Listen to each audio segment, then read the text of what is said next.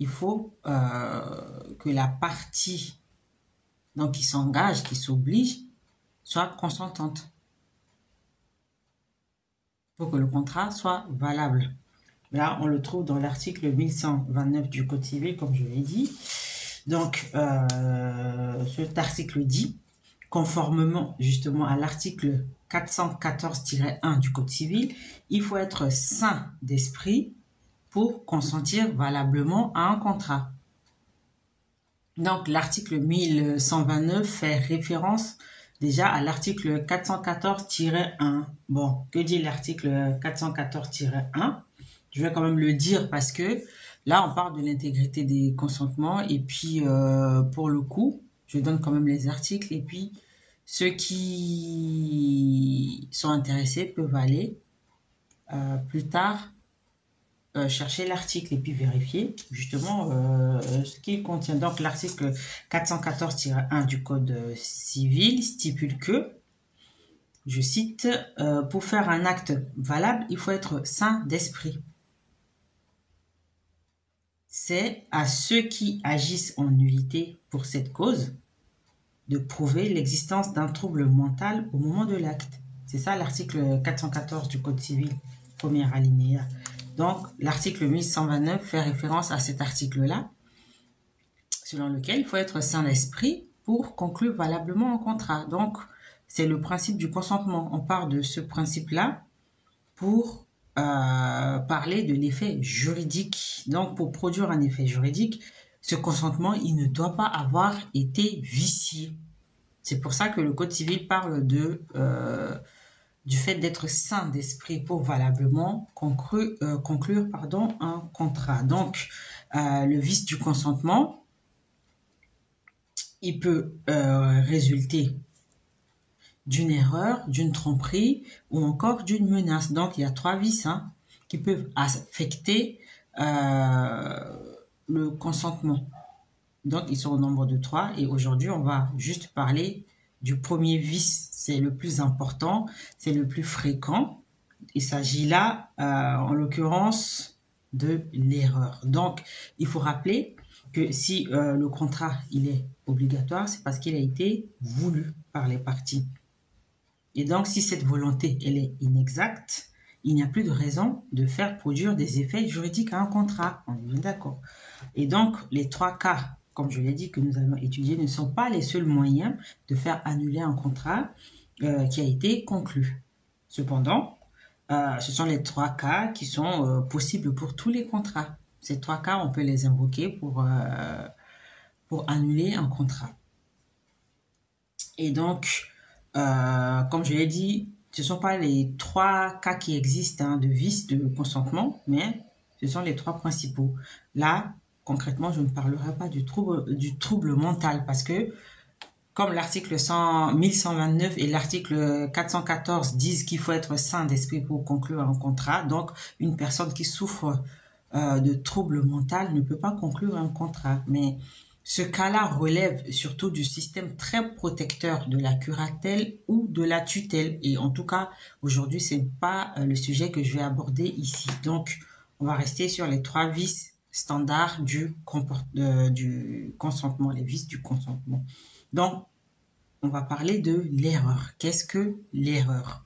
Donc, on peut la définir comme une représentation inexacte de la réalité contractuelle. Et elle est sanctionnée par la nullité du contrat. Lorsqu'on conclut un contrat sur la base d'une erreur, ce contrat, il est nul. Et en ce qui concerne l'objet de l'erreur, l'article 1131 du Code civil nous dit que l'erreur n'est pas une cause de nullité de contrat, sauf si elle porte sur la substance de la chose ou sur la personne du co-contractant, l'autre personne qui contracte. Donc, ce sont deux parties. Pour un contrat, à minima, il y a deux parties. Et on appelle l'autre partie le co-contractant. Co-contractant. Donc,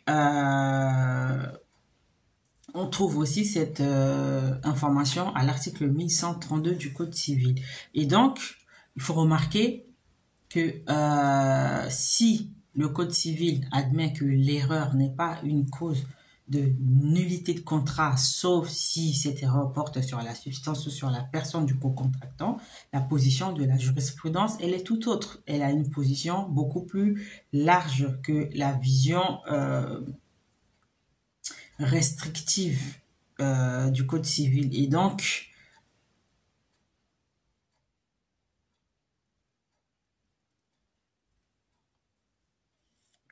on peut parler des cas d'erreurs prévues par la loi. Parce que les erreurs existent, il y en a beaucoup, beaucoup. Mais la loi, elle a prévu aussi des cas d'erreur. Donc, là, on va en parler. Alors, comme je l'ai dit, hein, c'est juste un petit cours rapide sur le consentement. Et donc, on va simplement parler de l'erreur aujourd'hui. Tout le reste, bon, viendra bien plus tard parce que là, il fait chaud, donc on va pas trop se chauffer la tête. Il y a le dol et puis il y a aussi la violence, mais aujourd'hui, on ne parle que des erreurs. Et donc là, on va aborder la question des erreurs, des cas d'erreur prévus par la loi.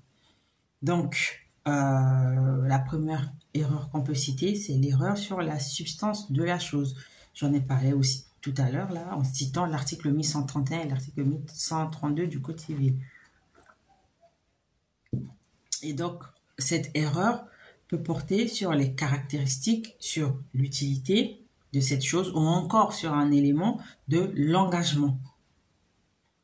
Et donc, les erreurs, ou alors l'erreur plutôt sur les caractéristiques d'une chose n'est possible que lorsqu'elle porte sur les caractères essentiels de cette chose. Donc, on peut donner quelques exemples tirés de la jurisprudence. C'est par exemple l'erreur sur la disponibilité de la chose vendue. C'est le cas notamment quand on pensait avoir conclu un contrat de vente alors que la chose vendue n'était plus en stock. Ça, c'est bien une erreur sur la disponibilité de la chose.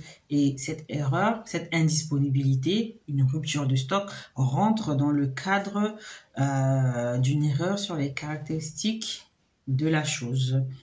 On peut aussi citer l'erreur sur la matière. C'est notamment le cas, par exemple, lorsqu'une publicité fait état d'une cuisine en chaîne massif, alors que en réalité, cette cuisine, elle est en aggloméré. C'est une erreur sur les caractéristiques essentielles, parce que si on se décide à conclure un contrat d'achat par rapport à cette publicité, c'est parce qu'on a cru pouvoir acheter une cuisine en chaîne massif et pas en aggloméré. Donc, voilà des exemples tirés de la jurisprudence, donc qui, je le rappelle, c'est l'ensemble des décisions rendues par les tribunaux et les juridictions. Donc, ça participe aussi de la construction du droit. Ensuite, on a l'erreur sur l'utilité de la chose. Donc, il s'agit là d'une erreur sur l'aptitude de la chose à remplir l'usage auquel on l'a destinée. Les cas les plus fréquents se trouvent surtout en ce qui concerne